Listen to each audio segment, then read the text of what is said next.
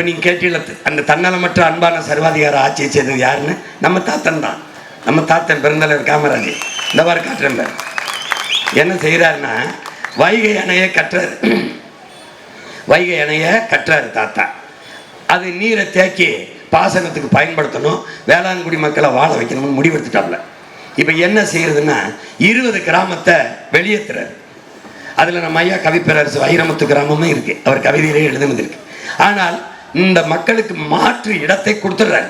நீங்க அதான் அன்பான சர்வாதிகாரம். கொடுங்கணும்னா போடா இல்லா போராட்டம் சுட்டு அப்படிலாம் சொல்லல, அழகாக கெஞ்சி இந்த இடத்துல போய் குடியிருங்க ஐயா என் பிள்ளைகளேன்னு கொடுத்துட்டு, அதுக்கு இழப்பீடும் கொடுத்துட்டு, இந்த 20 கிராமத்தில் இருக்கிற நிலப்பரப்பை எடுத்து வைகணையை தாத்தா கட்டுறாரு.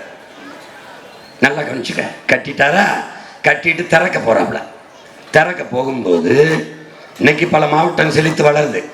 வரக்கூடாதுன்னு 300 பேர் கருப்பு கொடியை காட்டிக்கிட்டு காமராஜர் திரும்பி போ வராதே போராட்டம்.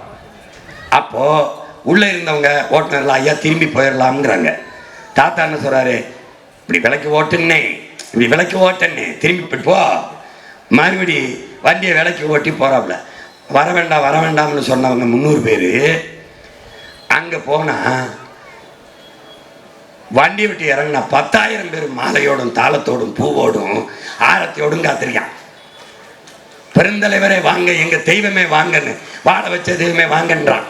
இப்போ இறங்கினோம்னு தாத்தா திரும்பி போகலாம்னு சொன்னவர்கிட்ட கேட்குறாரு, எதை பார்க்க சொல்ற, எதை பார்க்க சொல்ற? 300 பேரையா 10,000 பேரையாங்கிறப்பல விளங்குதுன்னு நினைக்கிறேன். அப்போ இதை தான் நம்ம தாத்தா இளந்தரையினார், சேதாரம் இல்லாமல் நகை செய்ய முடியாது, சிலரேனும் சாகாமல் பகை வெல்ல முடியாதுங்கிறான். 1000 பேர் வரவேற்கிறேன்.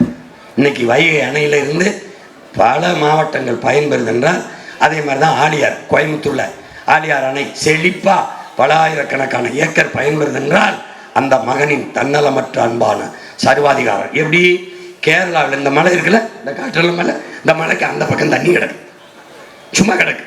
அந்த தண்ணியை இங்கிட்டு கொண்டு வரணும்னா இந்த மலையை குடஞ்சி உள்ளே போகணும், குடஞ்சி உள்ளே போகணும்.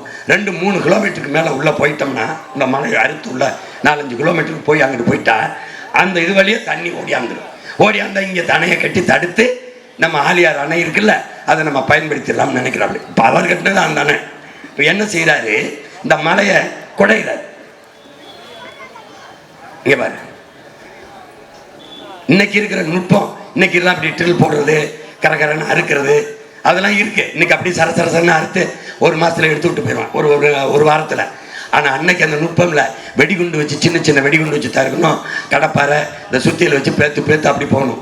அப்போது அது கடும் பணி. அப்போது அவர் என்ன முடிவெடுக்கிறாரு, இது கடினம்தான் ஆனால் வழி இல்லைன்னு முடிவெடுத்து, உள்ளே போயிட்டு திருப்பி வந்தா பணம், இல்லைன்னா பணம். இதான் நிலைமை. அதை கவலைப்படாமல் குறைஞ்சது ஒரு 200 பேர் 300 பேர் இறந்துருப்பான். அவன் உயிரை கொடுத்து நமக்கு நீரை கொடுத்தான்.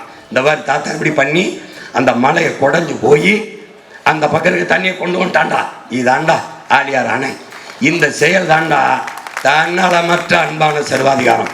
அவன் செத்து எத்தனை ஆண்டுகள் ஆயிடுச்சு, இன்னும் அந்த மண் செழிப்பாக இருக்குன்னா நம்ம தாத்தன் கட்டுன அணைடா அவன் செஞ்ச அந்த செயல். அந்த செயல் தன்னலமற்ற அன்பான சர்வாதிகாரம்.